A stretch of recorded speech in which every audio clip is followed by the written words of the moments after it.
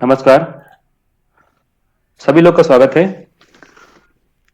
आज के सेशन में। आज मैं 30 क्वेश्चन आप लोगों के लिए लेकर आया हूं। मॉडर्न हिस्ट्री जो 30 क्वेश्चन, टॉप 30 क्वेश्चन पर चर्चा हम आज करेंगे।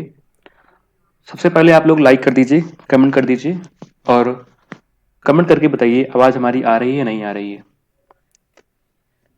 सभी लोग कमेंट करके बताइए हमारी आवाज आ रही है या नहीं आ रही है। तो हम शुरू करते हैं।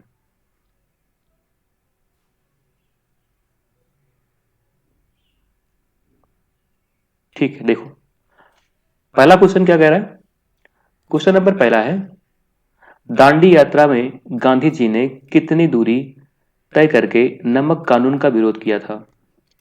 पहला ऑप्शन 248 किलोमीटर, दूसरा 385 किलोमीटर, तीसरा 284 किलोमीटर और चौथा 348 किलोमीटर। बताइए राइट आंसर क्या होगा। सभी लोग कमेंट करिए, कमेंट करके बताइए क्वेश्चन नंबर फर्स्ट का राइट आंसर क्या होगा। क्वेश्चन नंबर फर्स्ट का राइट आंसर क्या होगा। देखो, दांडी यात्रा की बात करें तो दांडी यात्रा स्टार्ट कब की गई थी। तो दांडी यात्रा गांधी जी के द्वारा 12 मार्च 1930 को शुरू की गई थी।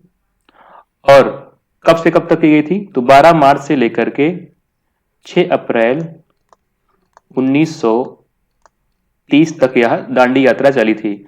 गांधी जी के साथ इसमें गांधी जी के 78 सहयोगी द्वारा 78 कितने लोग थे, 78 सहयोगियों के द्वारा गांधी जी ये दांडी यात्रा किए थे।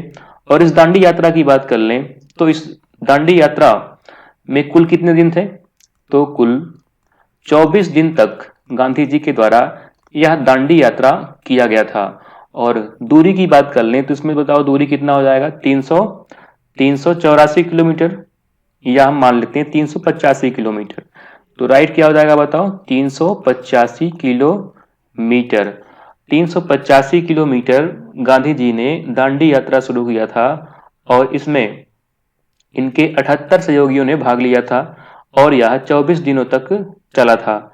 अब हुआ क्यों था ये, तो हम जानते हैं कि इसीलिए गांधी इरविन, या कह सकते हैं कि जब गांधी इरविन गांधी जी के द्वारा जब 11 मांगे रखी गई तो इसे इरविन ने नजरअंदाज कर दिया था। इसीलिए गांधी जी के द्वारा यह दांडी यात्रा शुरू किया गया। तो राइट क्या हो जाएगा बताओ।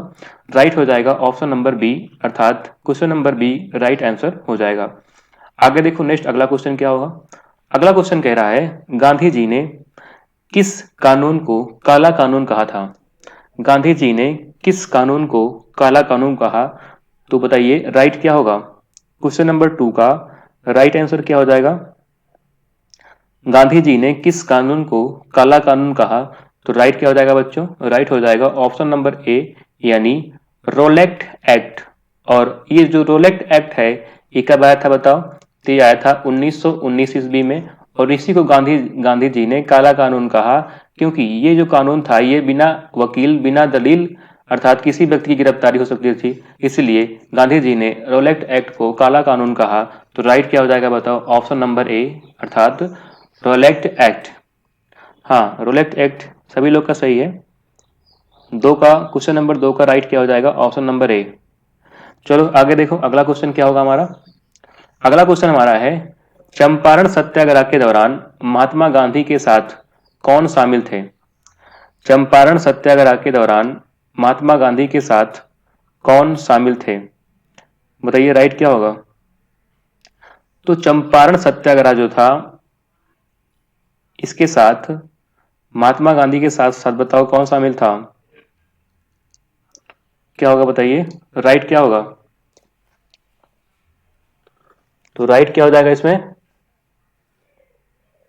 राइट हो जाएगा ऑप्शन नंबर कौन सा, ऑप्शन नंबर सी, राजेंद्र प्रसाद व अनुग्रह नारायण सिंह। अगर हम चंपारण सत्याग्रह की बात कर लें तो चंपारण सत्याग्रह जो हुआ था ये कब हुआ था 1917 ईस्वी में, और बिहार में एक जिला पड़ता है चंपारण, वहीं से शुरू हुआ था। और इसी चंपारण सत्याग्रह के दौरान रविन्द्रनाथ टैगोर ने महात्मा या गांधी जी को महात्मा की उपाधि दी थी। महात्मा की उपाधि इनको किसने दी थी? रविन्द्रनाथ टैगोर ने। किस आंदोलन में? चंपारण सत्याग्रह आंदोलन में। और ये क्यों हुआ था? तो ये हुआ था तीन कठिया प्रथा के विरोध में किया गया था। ठीक है, तो राइट क्या हो जाएगा बताओ? राइट हो जाएगा ऑप्शन नंबर सी, अर्थात राजेंद्र प्रसाद व अनुग्रह नारायण। लेकिन अगर हम बात करें वल्लभ भाई पटेल और विनोबा भावे, तो ये किस में साथ दिए थे? तो ये साथ दिए थे खेड़ा आंदोलन में। खेड़ा आंदोलन, और खेड़ा आंदोलन जो था ये कब हुआ था बच्चों? तो ये हुआ था 22 मार्च 1918 में। ठीक है, तो याद रखिएगा राइट क्या हो जाएगा? Option number C. और गांधी जी का पहला आंदोलन कौन था? तो पहला आंदोलन था चंपारण आंदोलन। चलिए आगे देखो, नेक्स्ट अगला क्वेश्चन क्या है? अगला क्वेश्चन है भारतीय राष्ट्रीय आंदोलन के 1905 से 1917 की अवधि को क्या कहा जाता है? तो बताइए, सभी लोग कमेंट करके बताइए राइट आंसर क्या होगा इसका? राइट आंसर क्या होगा? क्वेश्चन नंबर 4 का राइट आंसर क्या होगा? तो 1905 से 1917 की जो अवधि है उसको कहा जाता है उग्रवादी चरण। उग्रवादी चरण, ठीक है। तो राइट क्या होगा बताओ? राइट हो जाएगा option number C, sorry option number B. Gandhi युग की बात करें तो गांधी युग कब से कब हो जाएगा? तो ये हो जाएगा 1917 से लेकर 1942 तक। ठीक है, तो राइट क्या हो जाएगा बताओ इसमें? राइट हो जाएगा option number B. Option number B क्या है? बिल्कुल करेक्ट हो जाएगा। चलो आगे देखो, अगला क्वेश्चन क्या होगा? लॉर्ड कर्जन के शासनकाल का सबसे मूर्खतापूर्ण कार्य जिसने उग्र राष्ट्रीयता को जन्म दिया क्या था? बताइए। 5 का राइट आंसर क्या होगा? 5 का राइट आंसर क्या होगा? मोस्ट इंपॉर्टेंट क्वेश्चन है, 5 का राइट आंसर क्या होगा? आप सभी लोग कमेंट करके बताइए। क्वेश्चन नंबर 5 का राइट आंसर क्या हो जाएगा? तो 5 का राइट क्या हो जाएगा? Option number D. क्योंकि जब बंगाल विभाजन किया गया था तो इस बंगाल विभाजन के दौरान बंगाल का गवर्नर हुआ करता था कौन? Lord Curzon. ठीक है, भारत का गवर्नर कौन था? Lord Curzon. और लॉर्ड कर्जन को ही सबसे क्रूर गवर्नर कहा गया, सबसे क्रूर। ठीक है, सबसे क्रूर गवर्नर कहा गया। तो 1905 का जो विभाजन हुआ था, बंगाल का विभाजन, उसी को लॉर्ड कर्जन के शासनकाल का सबसे मूर्खतापूर्ण कार्य कहा गया। तो राइट क्या हो जाएगा? राइट हो जाएगा ऑप्शन नंबर डी। सभी लोग लाइक करो, क्लास को लाइक और शेयर बिल्कुल करते रहिए। लाइक और शेयर, लाइक और शेयर सब लोग कर दीजिए। चलो आगे देखो, अगला क्वेश्चन क्या होगा?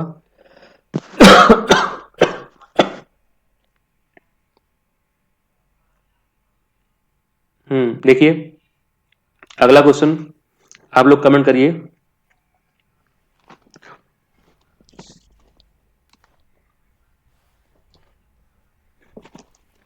तो क्वेश्चन नंबर 6 सभी लोग कमेंट करिए, राइट क्या होगा?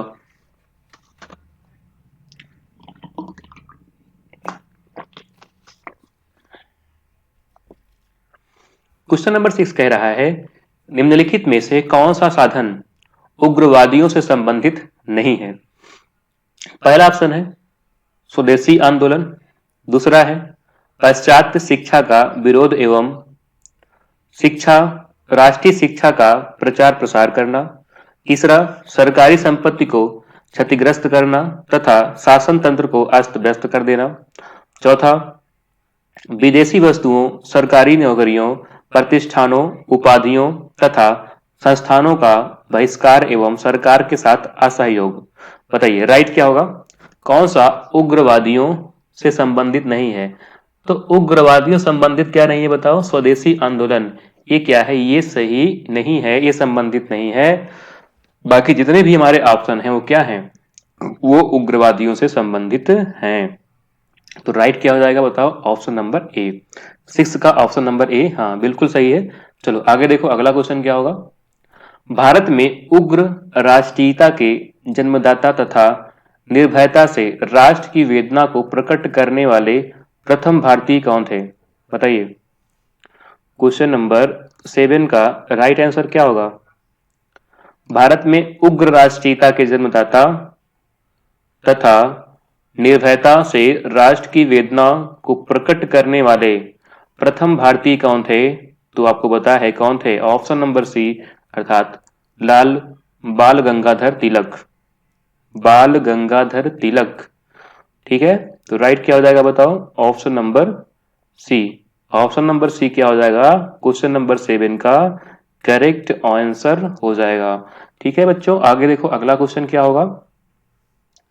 अगला क्वेश्चन है, भारतीय राष्ट्रीय कांग्रेस की सबसे पहली महिला अध्यक्ष थी, बताओ। भारतीय राष्ट्रीय कांग्रेस की सबसे पहली महिला अध्यक्ष थी।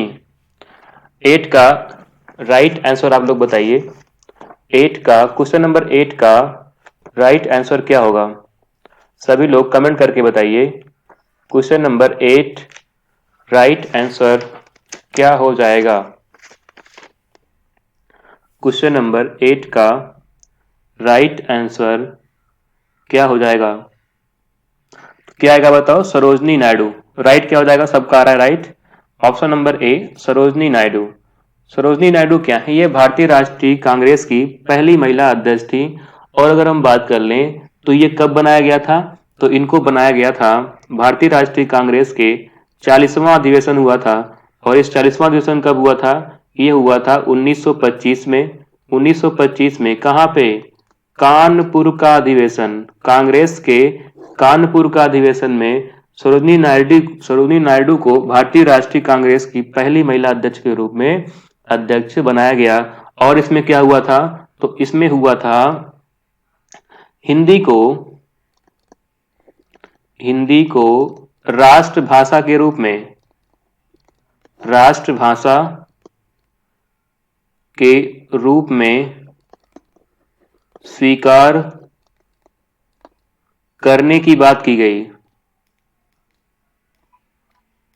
स्वीकार करने की बात की गई। तो राइट क्या होगा बच्चों, option number A, option number A क्या हो जाएगा, बिल्कुल करेक्ट हो जाएगा, सरोजनी नायडू। तो 8 का क्या हो जाएगा बताओ, सरोजनी नायडू।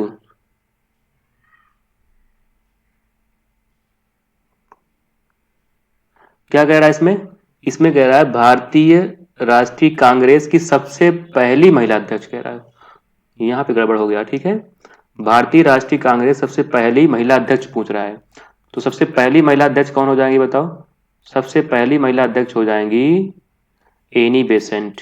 एनी बेसेंट क्या हो जाएगा, सही हो जाएगा। सबसे पहली पूछ रहा है, अगर पूछता कि भारतीय राष्ट्रीय कांग्रेस सबसे पहली भारतीय महिला अध्यक्ष, तब क्या होता, तब होता सरोजनी नायडू। और ये सब पूरा किसके बारे में है, ये सब सरोजनी नायडू के बारे में है। ठीक है, लेकिन यहाँ पे क्या हो जाएगा, एनी बेसेंट, एनी बेसेंट। और आप लोग कमेंट करके बताइए कि एनी बेसेंट जो है वह कब बनी थी, तो एनी बेसेंट बनी थी 1917 ईस्वी में। कहां पे, कलकत्ता अधिवेशन, कलकत्ता अधिवेशन। ठीक है, कांग्रेस का कलकत्ता अधिवेशन हुआ था। और इसी कांग्रेस के कलकत्ता अधिवेशन में पहली बार क्या हुआ था, पहली बार तिरंगा झंडा को फहराया गया था, फहराया गया था। तो राइट क्या हो जाएगा बच्चों इसमें, हाँ बी सही होगा। ए भारतीय पूछता तो ए हो जाता, लेकिन पूछ रहा है सबसे पहली महिला अध्यक्ष, तो क्या होगा, एनी बेसेंट, बिल्कुल सही है। चलो आगे देखो अगला क्वेश्चन क्या होगा, नेक्स्ट अगला क्वेश्चन हमारा, अगला क्वेश्चन है क्वेश्चन नंबर 9। वर्ष 1905 के बंगाल विभाजन के समय वायसराय कौन था, तो बात कर चुके हैं कौन था बताओ, अभी बात कर चुके हैं कौन था, option number A Lord Curzon, Lord Curzon. ठीक है, हाँ सभी का सही आ रहा है। 9 का क्या हो जाएगा, 9 का ए, 9 का ए बिल्कुल सही है, लॉर्ड कर्जन। हाँ, लॉर्ड कर्जन क्या है, सही है। सभी का आ रहा सही, बिल्कुल सही है। चलो आगे देखो, अगला अगला क्या होगा। गदर पार्टी के एक प्रमुख नेता थे। गदर पार्टी के एक प्रमुख नेता थे। सभी लोग कमेंट करो। गदर पार्टी के एक प्रमुख नेता थे, कौन थे। क्वेश्चन नंबर 7 का राइट आंसर क्या हो जाएगा, हरदयाल। हरदयाल, ठीक है। हरदयाल जी क्या थे, ये गदर पार्टी के एक प्रमुख नेता थे। तो राइट क्या हो जाएगा बताओ, ऑप्शन नंबर सी। हाँ, ऑप्शन नंबर सी क्या हो जाएगा, सभी का करेक्ट है। 10 का राइट क्या हो जाएगा, option number C. Option number C अर्थात हरदयाल। आगे देखो, अगला क्वेश्चन क्या होगा। निम्नलिखित में से किसने गाड़ी पर यह मानकर बम फेंका था कि उसमें मुजफ्फरपुर के न्यायाधीश किंग्सफोर्ड बैठे हैं। बताओ, मुजफ्फरपुर के न्यायाधीश किंग्सफोर्ड बैठे हैं, बताइए राइट क्या होगा। तो क्या हो जाएगा बताओ, 11 नंबर क्वेश्चन का राइट आंसर क्या हो जाएगा, खुदीराम बोस और प्रफुल्ल चाकी। खुदीराम बोस और प्रफुल्ल चाकी के द्वारा जब किंग्सफोर्ड की गाड़ी पर बम फेंका गया था तो उसमें कौन था, उसमें कनेडियन दंपति थे, अर्थात किंग फोर्स उस गाड़ी में नहीं थे और मारे कौन गए, कनेडियन दंपति। तो राइट क्या हो जाएगा बताओ, खुदीराम बोस और प्रफुल्ल चाकी। खुदीराम बोस और प्रफुल्ल चाकी। तो सी क्या हो जाएगा, इसका करेक्ट हो जाएगा option number C. Option number C क्या है, करेक्ट है। हाँ, 11 का सी क्या है, करेक्ट है। सभी लोग लाइक कर दो, एक बार लाइक शेयर जरूर करते रहिए, लाइक शेयर। 11 का सी। हाँ, आगे देखो, अगला अगला क्या होगा। स्वराज मेरा जन्मसिद्ध अधिकार है और उसे मैं लेकर रहूंगा, यह किसने कहा। बताइए राइट क्या होगा। क्वेश्चन नंबर 12 का राइट आंसर क्या होगा। स्वराज मेरा जन्मसिद्ध अधिकार है और मैं उसे लेकर रहूंगा।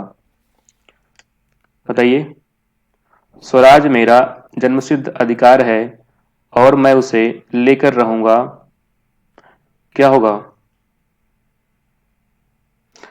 राइट क्या होगा बताइए,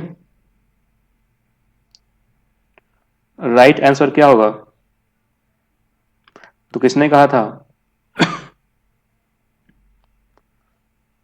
सभी लोग कमेंट करिए।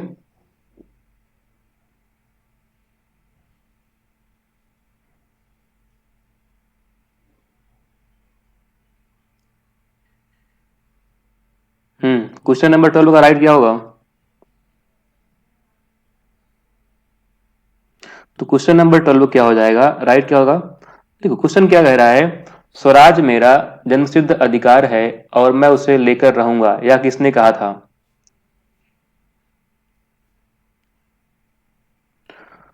तो किसने कहा था, तो इसने कहा था ऑप्शन नंबर सी अर्थात बाल गंगाधर तिलक।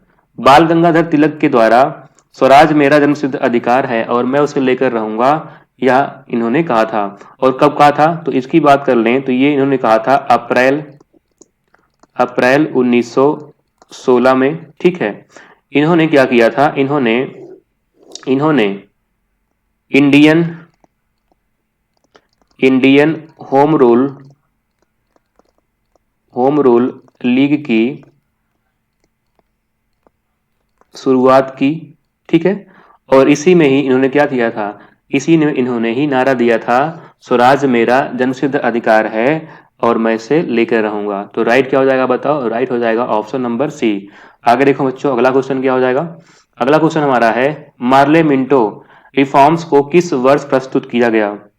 बताइए, मार्ले मिंटो रिफॉर्म्स को किस वर्ष प्रस्तुत किया गया था। राइट क्या होगा बताओ, राइट क्या हो जाएगा। क्वेश्चन नंबर 13 का राइट आंसर, तो क्वेश्चन नंबर 13 का राइट आंसर हो जाएगा ऑप्शन नंबर ए अर्थात 1919, सॉरी 1909। और इसी को कहा जाता है मार्ले मिंटो, मार्ले मिंटो सुधार। रिफॉर्म्स मतलब सुधार ही होता है। मार्ले कौन था बताओ, मार्ले था इसमें सचिव, और मिंटो कौन था? भारत का गवर्नर, ठीक है, या भारत का वायसराय। तो राइट क्या हो जाएगा बताओ? राइट हो जाएगा ऑप्शन नंबर ए, 13 का ए। हाँ 13 का ए क्या हो रहा है? बिल्कुल सही आ रहा है। सभी लोग का 13 क्या है? राइट है। 13 का ए बिल्कुल राइट है। चलो बच्चों आगे देखिए अगला क्वेश्चन। 40 नंबर क्वेश्चन क्या होगा हमारा? 40 नंबर क्वेश्चन कह रहा है भारतीय परिषद अधिनियम 1909 का सर्वग्राह्य नाम क्या था? तो अभी बात कर चुके हैं, क्या नाम था बताओ, क्या नाम था? तो बात कर चुके हैं भी, नाम क्या था? अच्छा क्वेश्चन है, थोड़ा सरला है लेकिन अच्छा है। बताइए क्या होगा? राइट क्या होगा बताओ? तो राइट क्या हो जाएगा? मार्ले मिंटू सुधार। मार्ले मिंटू सुधार, ठीक है। कब आया था?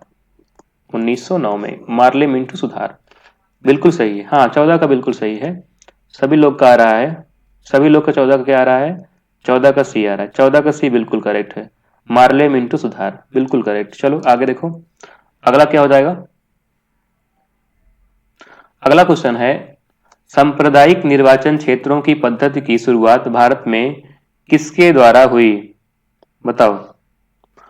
सांप्रदायिक निर्वाचन क्षेत्रों की पद्धति की शुरुआत भारत में किसके द्वारा हुई? राइट क्या होगा बताओ? राइट क्या होगा? 15 का राइट आंसर क्या होगा?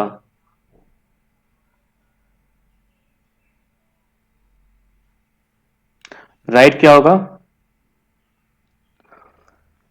तो सांप्रदायिक निर्वाचन क्षेत्र की पद्धति की शुरुआत भारत में हुई थी मार्ले मिंटो सुधार के द्वारा। मार्ले मिंटो सुधार के द्वारा अर्थात 1909 का मार्ले मिंटो रिफॉर्म्स, ठीक है, इसी के द्वारा भारत में सांप्रदायिक सांप्रदायिकता जो निर्वाचन की बात थी वह 1909 के एक्ट के द्वारा की गई थी। और ये पूरा करा करा किसका था? मिंटो का, ठीक है। यहां तक की हम बात कर लें तो मार्ले ने मिंटो को पत्र लिखते हुए भी कहा कि सांप्रदायिक निर्वाचन का जो पद्धति शुरुआत की गई है उससे क्या होगा बताओ? उससे भारत का एक दिन भारत के टुकड़े होंगे अर्थात तो भारत का विभाजन हो जाएगा। और यही हुआ कि 1947 में भारत के दो पार्ट हुए, भारत और पाकिस्तान। तो राइट क्या हो जाएगा बताओ? Option number B. हाँ 15 का राइट क्या हो जाएगा? Option number B. Option number B बिल्कुल करेक्ट हो जाएगा। ऑप्शन नंबर बी हमारा बिल्कुल सही हो जाएगा। चलो आगे देखो अगला क्वेश्चन क्या होगा। अगला क्वेश्चन क्या है? अगला क्वेश्चन कह रहा है भारत में गर्मदलीय आंदोलन का पिता किसे कहा जाता है? भारत में गर्मदलीय आंदोलन का पिता किसे कहा जाता है? बताइए किसे कहते हैं? भारत में गर्मदलीय आंदोलन का पिता किसे कहा जाता है? सभी लोग कमेंट करिए, बताइए राइट आंसर क्या होगा इसका? तो 16 का राइट क्या हो जाएगा? बताइए। बाल गंगाधर तिलक। बाल गंगाधर तिलक, ठीक है। गरम दलीय आंदोलन के क्या थे ये? पिता कहलाते हैं। या हम गरम दल की बात कर लें तो गरम दल में बताओ कौन कौन था?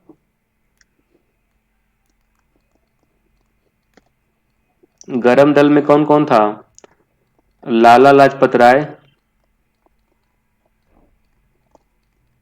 और कौन था? बीजी तिलक, और कौन था? विपिन चंद्र पाल। विपिन चंद्र पाल, शॉर्ट में क्या कहते हैं इनको हम? लाल बाल पाल। लाल बाल पाल। लाल से क्या होगा? आप जानते हैं बाल से क्या होगा? पाल से, ठीक है। तो राइट क्या हो जाएगा बताओ? Option number D. Option number D क्या होगा? करेक्ट हो जाएगा। चलो आगे देखो अगला क्वेश्चन क्या होगा। निम्नलिखित में से कौन पहले एक क्रांतिकारी थे जो बाद में एक योगी और दार्शनिक बन गए? कौन थे बताओ? निम्नलिखित में से कौन पहले एक क्रांतिकारी थे जो बाद में एक योगी और दार्शनिक बन गए? राइट क्या होगा बताओ? राइट क्या होगा? क्वेश्चन नंबर 17 का राइट क्या होगा?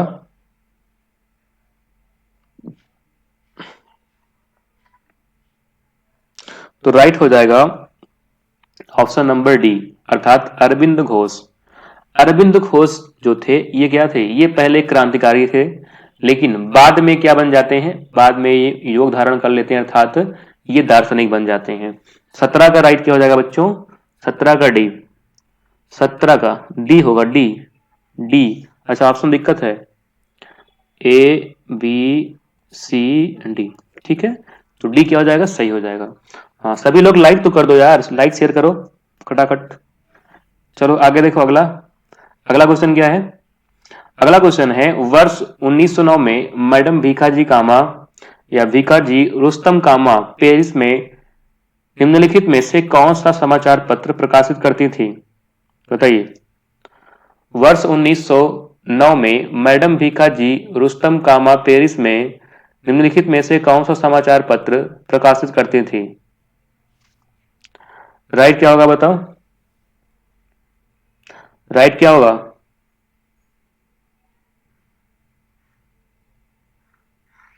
राइट क्या होगा? तो 18 का राइट क्या हो जाएगा बताओ? पैट्रियट, पैट्रियट क्या होगा? क्वेश्चन नंबर 18 का राइट क्या हो जाएगा? पैट्रियट, पैट्रियट, ठीक है। पैट्रियट बिल्कुल क्या है? सही है।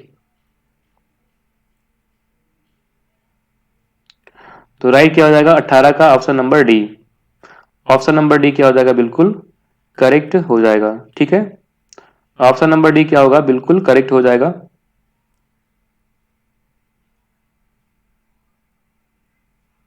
हाँ डी क्या है? बिल्कुल करेक्ट है। चलो आगे देखो, अगला अगला क्या होगा? भारतीय क्रांति की जननी किसे कहा जाता है? भारतीय क्रांति की जननी किसे कहा जाता है? भारतीय क्रांति की जननी किसे कहते हैं? तो सभी को पता है ना, किसको कहते हैं बताओ? किसको कहते हैं? मैडम भीखाजी रुस्तम कामा को। मैडम भीखाजी रुस्तम कामा को भारतीय क्रांति की जननी कहा जाता है, ठीक है। बिल्कुल करेक्ट है, बिल्कुल सही है। हाँ डी क्या है? बिल्कुल करेक्ट है। डी हमारा क्या है? डी क्या है? बिल्कुल करेक्ट। चलो आगे चलते हैं, अगला क्वेश्चन क्या होगा? अगला क्वेश्चन देखिए, नेक्स्ट क्वेश्चन अगला।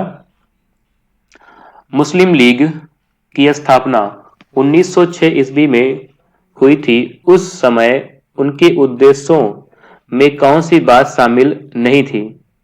बताइए। जब मुस्लिम लीग की स्थापना कहाँ हुई थी बताओ? ढाका में हुई थी। मुस्लिम लीग की स्थापना कहाँ हुई? ढाका में हुई, ढाका में, ठीक है। तो उस समय उनके उद्देश्यों में कौन सी बात शामिल नहीं थी? आप लोग कमेंट करिए। मुस्लिम लीग की स्थापना 1906 ईस्वी में हुई थी, तो उस समय उनके उद्देश्यों में, हाँ उनके उद्देश्यों में कौन सी बात शामिल नहीं थी? तो 20 का राइट क्या हो जाएगा बताओ? देखो, द्विराष्ट्र सिद्धांत ये भी क्या था? ये भी शामिल नहीं था। पाकिस्तान की मांग ये भी बिल्कुल नहीं की गई थी। भारत में सांप्रदायिकता का विभाजन ये भी नहीं था। तो राइट क्या हो जाएगा? उपयुक्त में से सभी, अर्थात इन सभी की बात शामिल नहीं थी कि द्विराष्ट्र सिद्धांत हो जाएगा, या पाकिस्तान का विभाजन कर दिया जाएगा, या भारत में सांप्रदायिकता का विभाजन हो जाएगा। ये सब बातें बिल्कुल नहीं की गई थी। और इनकी स्थापना की बात कर लें तो इनकी स्थापना कब हुई थी? तो ये हुई थी 30 दिसंबर 1906 को। कहाँ पे? 1906 को कहाँ पे? ढाका में। और ढाका कहाँ है बताओ? तो ये बांग्लादेश की राजधानी है, ठीक है। तो ये क्या हो जाएगा? बिल्कुल हमारा करेक्ट हो जाएगा। चलो डी क्या है? बिल्कुल करेक्ट है। आगे देखो, अगला क्वेश्चन क्या होगा? अगला क्वेश्चन है, 1916 में मद्रास में होम रूल मूवमेंट के प्रवर्तक कौन थे? बताइए। 1916 ईस्वी में मद्रास के होम रूल मूवमेंट के प्रवर्तक कौन थे? करेक्ट क्या होगा? 21 नंबर क्वेश्चन का करेक्ट आंसर क्या होगा? 21 नंबर क्वेश्चन का करेक्ट आंसर क्या होगा? बताइए 21 नंबर क्वेश्चन का करेक्ट आंसर। सभी लोग कमेंट करिए।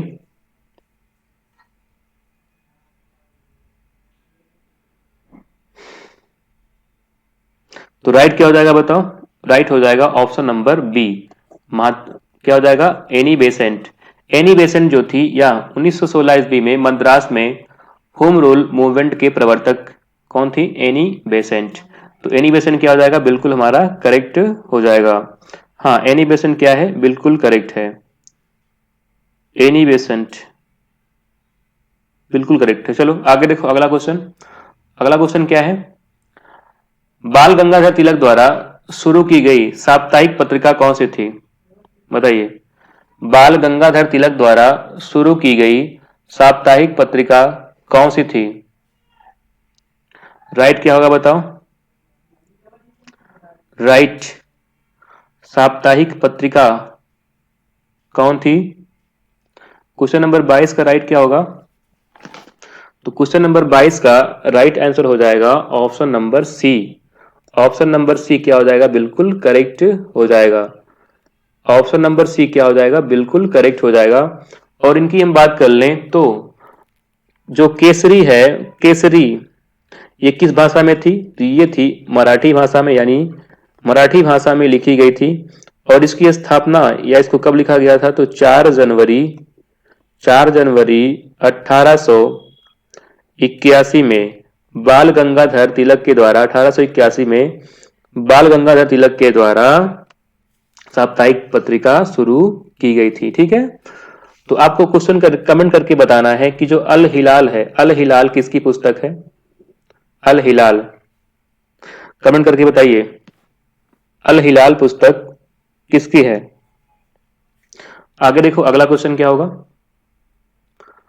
शेरे पंजाब या पंजाब केसरी किसका उपनाम है? शेरे पंजाब या पंजाब केसरी किसका उपनाम है? बताइए।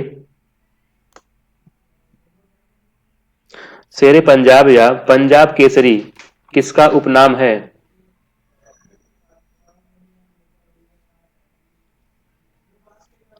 तो किसे कहते हैं बताओ? किसे कहते हैं?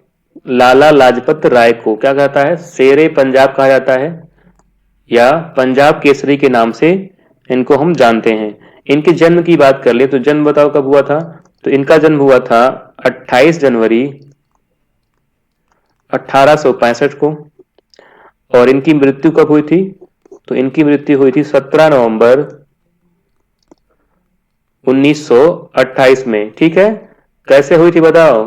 तो हमको पता है कि जब ये साइमन कमीशन का साइमन कमीशन का विरोध कर रहे थे तो उसी में लाठी चार्ज के द्वारा इनकी मृत्यु हो गई थी। तो राइट क्या हो जाएगा बताओ? Option number first. Option number first क्या हो जाएगा? बिल्कुल करेक्ट हो जाएगा। चलो आगे देखो अगला। अगला क्वेश्चन है भारतीय इतिहास में 1912 का ऐतिहासिक महत्व क्या था?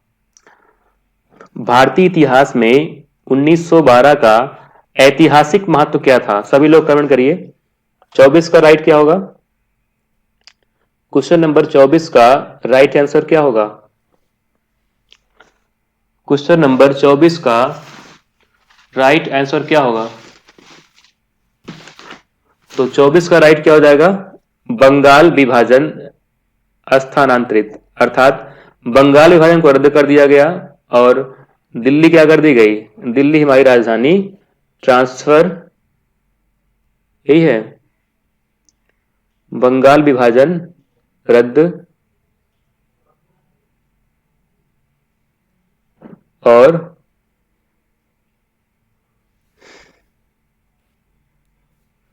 एक सेकेंड, यहां पे टाइप थोड़ा मिसप्रिंट हो जा रहा है।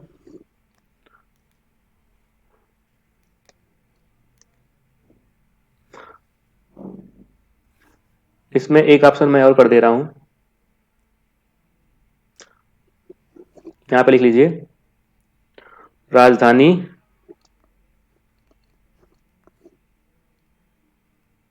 का कोलकाता से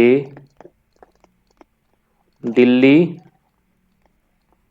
ट्रांसफर। ठीक है, तो राइट क्या हो जाएगा? ऑप्शन नंबर ई। हाँ, थोड़ा टाइप में मिसप्रिंट हो गया है, कोई दिक्कत नहीं है, हो गया तो हो गया, मैं सही कर दिया हूँ। चलो, तो ई क्या हो जाएगा? सही। यानी 1912 में क्या हुआ था, जब जॉर्ज पंचम के द्वारा दिल्ली दरबार लगाया गया था, तो उसी कंडीशन में हमारे यहाँ पे बंगाल विभाजन को रद्द भी कर दिया गया और जो हमारी राजधानी कलकत्ता थी उसको दिल्ली ट्रांसफर कर दिया गया। तो राइट क्या हो जाएगा? Option number A. आगे देखो अगला, अनुशीलन समिति संबंध है किससे है? बताओ, अनुशीलन समिति का संबंध किससे है? बताइए, अनुशीलन समिति का संबंध किससे है? बताइए, राइट क्या होगा?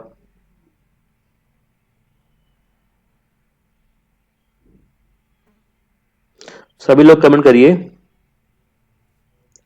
अनुशीलन समिति का संबंध किससे है? 25 का राइट क्या होगा बताओ? तो 25 का राइट क्या हो जाएगा? बीडी सावरकर। बीडी सावरकर, तो राइट क्या हो जाएगा? बीडी सावरकर। ठीक है, यह एक संगठन था और इसकी स्थापना की बात कर लें तो इसकी स्थापना कब की गई थी? इसकी स्थापना हुई थी 1902 ईस्वी में। कहां पे, कहां बताइए हुई थी? बंगाल। ठीक है, तो राइट क्या हो जाएगा बताओ? Option number A. Option number A क्या है? बिल्कुल करेक्ट है। आगे देखो अगला क्वेश्चन क्या है, किस गवर्नर जनरल ने 1911 में भारत की राजधानी कोलकाता से दिल्ली ट्रांसफर करने की घोषणा की थी? तो भी हम बात कर चुके हैं पीछे, बताइए राइट क्या होगा इसका? किस गवर्नर जनरल ने 1911 में भारत की राजधानी कोलकाता से दिल्ली ट्रांसफर अर्थात स्थानांतरित करने की घोषणा की? तो राइट क्या हो जाएगा बताओ? राइट हो जाएगा Lord Hardinge. Lord Hardinge, Lord Hardinge second. ठीक है, उस समय कौन था? लॉर्ड हार्डिंग सेकेंड था और लॉर्ड हार्डिंग सेकेंड के द्वारा 1911 में भारत की राजधानी कलकत्ता से दिल्ली ट्रांसफर करने की घोषणा कर दी गई। ठीक है, तो राइट क्या हो जाएगा? Option number B. Option number B क्या है? बिल्कुल करेक्ट है। अगला देखिए, अल हिलाल, किसी आपसे पूछे थे ना अल हिलाल किसकी पत्रिका है? अल हिलाल समाचार पत्र किसके द्वारा राष्ट्रीयता के प्रचार के लिए शुरू किया गया? बताइए, राइट क्या होगा इसमें? राइट क्या होगा? अल हिलाल समाचार पत्र किसके द्वारा राष्ट्रीयता के प्रचार के लिए शुरू किया गया? बताइए क्या होगा? इसका है मौलाना अबुल कलाम आजाद। मौलाना अबुल कलाम आजाद। ठीक है, राइट क्या हो जाएगा बताओ? राइट हो जाएगा ऑप्शन नंबर डी। हाँ, ऑप्शन नंबर डी क्या है? बिल्कुल करेक्ट हो जाएगा। ऑप्शन नंबर डी क्या हो जाएगा? बिल्कुल करेक्ट हो जाएगा। सही क्या है? ऑप्शन नंबर डी, मौलाना अब्दुल कलाम आजाद। 27 का डी क्या है? बिल्कुल करेक्ट है बच्चों, 27 का डी बिल्कुल करेक्ट है। और यह स्थापित कब हुआ था? तो ये कह सकते हैं प्रकाशित हो रहा था 1912 ईस्वी में ये प्रकाशित हुआ था। ठीक है, और आपको पता है भाषा क्या रही होगी? उर्दू रही होगी। ये क्या था? एक साप्ताहिक पत्र था। साप्ताहिक एक पत्र था और इसकी भाषा क्या थी? उर्दू। लेकिन ये 1912 में प्रकाशित तो हुआ, लेकिन 1914 में फिर से बंद कर दिया गया था। ठीक है, ब्रिटिश सरकार के द्वारा इस पर बैन लगा दिया गया। तो ये 14 में प्रकाशित हुआ, लेकिन 12 में प्रकाशित हुआ, लेकिन 14 में इसको बंद कर दिया गया। तो राइट क्या हो जाएगा बताओ? Option number D. 27 का ऑप्शन डी क्या हो जाएगा? करेक्ट हो जाएगा। चलो आगे देखो अगला क्वेश्चन क्या है, 28 नंबर। लंदन में 13 मार्च को सर माइकल ओ डायर को गोली से किसने मारा था? बताइए करेक्ट क्या होगा? लंदन में 13 मार्च को सर माइकल ओ डायर को गोली किसने मारा? बताइए।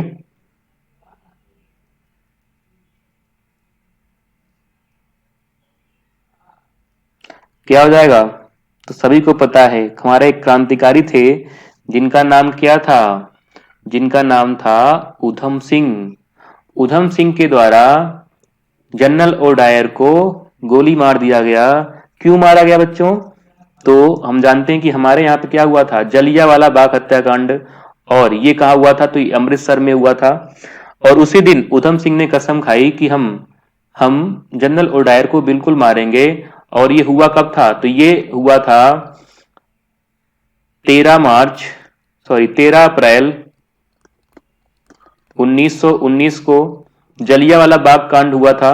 लेकिन मारे कब थे? तो इन्होंने इनकी हत्या की थी 13 मार्च 1940 को। 13 मार्च 1940 को कहाँ मारा था? लंदन में। लंदन में किसने मारा बताओ? उधम सिंह के द्वारा इनको गोली मार दी गई। तो राइट क्या हो जाएगा बताओ? राइट हो जाएगा option number D. Option number D. 21 साल बाद मारकर बदला लिया था। 21 साल बाद। कितने साल बाद? 21 साल बाद। तो ये है हमारे भारतीय क्रांतिकारी जो अगर कसम खा लिए तो उसको पूरा जरूर करेंगे।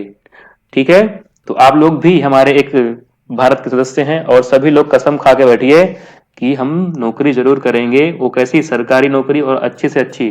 तो बेहतरीन तैयारी करिए, एकदम जान लगा दीजिए, लेकिन हम जाने बिल्कुल नहीं देंगे। इसी बात पर आप लोग शेयर कमेंट बिल्कुल दमदार करते रहिए। चलिए आगे देखो, अगला अगला क्वेश्चन क्या होगा? Question number 29। भारतीय राष्ट्रीय कांग्रेस का प्रथम विभाजन कब हुआ था? भारतीय राष्ट्रीय कांग्रेस का प्रथम विभाजन, भारतीय भारतीय राष्ट्रीय कांग्रेस का प्रथम विभाजन कब हुआ था? बताओ सभी लोग। भारतीय राष्ट्रीय कांग्रेस का हम जानते हैं कि विभाजन कब हुआ था? 1907 ईस्वी में। 1907 ईस्वी में कांग्रेस का 23वां अधिवेशन हुआ था। और ये कहा हुआ था बताओ बच्चों? सूरत में हुआ था। सूरत में हुआ था। और इस सूरत अधिवेशन की अध्यक्षता कर रहे थे रास बिहारी बोस। रास बिहारी बोस। और बिहारी बोस के द्वारा, अर्थात जब विभाजन हुआ तो इनको अध्यक्षता को लेकर विभाजन हुआ था। ठीक है, अध्यक्षता को लेकर विभाजन हुआ, और विभाजन जब हुआ तो इस सूरत अधिवेशन को रद्द कर दिया गया। सूरत अधिवेशन को रद्द कर दिया गया और कांग्रेस दो पार्ट में बटी, नरम दल और गरम दल में। ठीक है, तो बताओ विभाजन कब हुआ था? 1907 में। कहां पे? कांग्रेस के सूरत अधिवेशन में। और इस अधिवेशन की अध्यक्षता कौन कर रहे थे? मोस्ट इंपॉर्टेंट बात, रास बिहारी बोस। रास बिहारी बोस। राइट क्या हो जाएगा? Option number C. चलो आगे चलते हैं, आज का लास्ट क्वेश्चन देखते हैं हम। मुस्लिम लीग की स्थापना का श्रेय किसको जाता है? मुस्लिम लीग की स्थापना का श्रेय किसको जाता है? बताओ बच्चों, करेक्ट क्या होगा? मुस्लिम लीग की स्थापना का श्रेय किसको जाता है?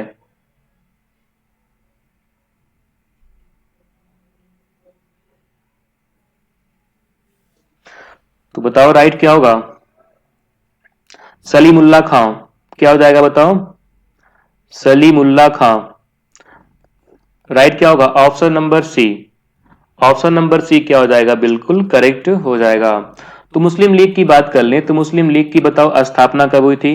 तो इनकी स्थापना हुई थी 30 दिसंबर 1906 को। कहां पे? तो बात कर चुके हैं, ढाका में। ठीक है, मुस्लिम लीग की स्थापना किसने की थी? सलीमुल्लाह खां ने। सलीमुल्लाह खां तो कौन थे? ये थे मुस्लिम लीग के संस्थापक थे। संस्थापक, और यही माने जाते हैं इनके अध्यक्ष। ठीक है, प्रथम अध्यक्ष भी माने जाते हैं। लेकिन अगर हम बात कर लें, संस्थापक और अध्यक्ष दोनों माने जाते हैं कौन? मुस्लिम लीग के कौन? सलीमुल्लाह खां। और अगर हम कहें कि यहां बताइए मुस्लिम लीग के प्रथम अधिवेशन की अध्यक्षता किसने की थी? प्रथम अधिवेशन की अध्यक्षता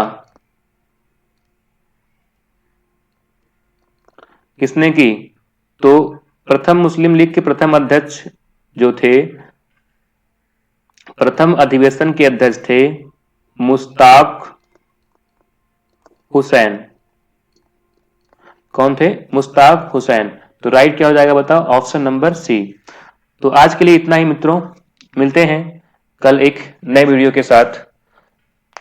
सभी लोग को गुड नाइट, और सभी लोग टाइम से, हाँ सभी लोग टाइम से आ जाया करो, और सभी लोग लाइक शेयर बिल्कुल किया करो, क्योंकि आपके लिए हम इतना मेहनत करते हैं तो आप इतना कर ही सकते हैं।